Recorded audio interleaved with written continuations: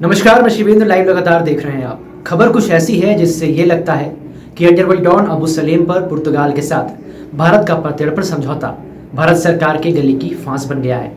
Supreme court ने मंगलवार को केंद्रीय गृह सचिव को 18 अप्रैल तक एक हलफनामा दाखिल करने का निर्देश दिया कि क्या वो तत्कालीन उप प्रधानमंत्री लालकृष्ण आडवाणी द्वारा पुर्तगाल सरकार को दिए गए आश्वासन का पालन करने जा रहे हैं। वो आश्वासन जिसके तहत गैंगस्टर अबू सलेम को दी गई अधिकतम सजा 25 वर्ष से अधिक की नहीं होगी और न ही अबू सलेम को फांसी होगी।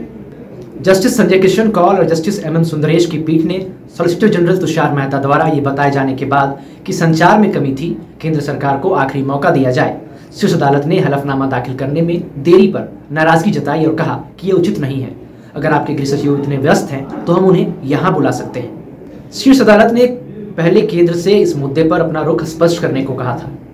अदालत ने कहा था कि अगली बार जब देश किसी भगोड़े को वापस लाना चाहेगा तो भारत सरकार द्वारा दिखाई गई प्रतिबद्धता का व्यापक प्रभाव पड़ेगा।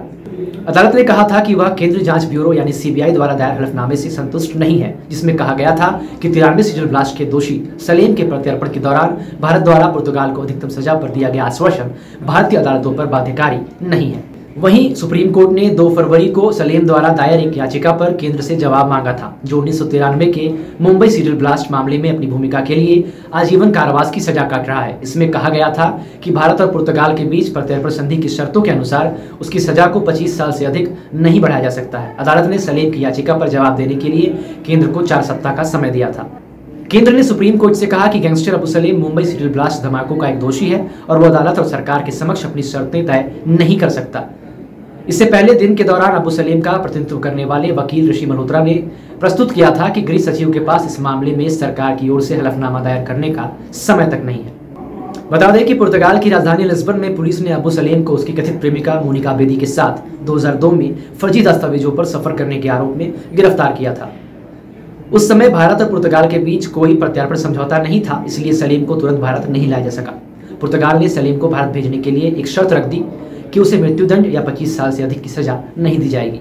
2007 में भारत और पुर्तगाल के बीच प्रत्यर्पण संधि हुई। तत्कालीन पीएम मनमोहन सिंह और पुर्तगाल के राष्ट्रपति अनीबल कवाचो सिल्वा इस समझौते पर दस्तखत किए। भारत ने पुर्तगाल की दोनों शर्तों को स्वीकार कर लिया था। अब ऐसे में देखना यह है कि भारत सरकार इस पूरे मामले पर अपना रुख क्या करती है। फिलहाल इस खबर में इतना ही। नमस्कार। और इंस्टाग्राम पर भी फॉलो कर सकते हैं। बने रहे लगातार .in के साथ।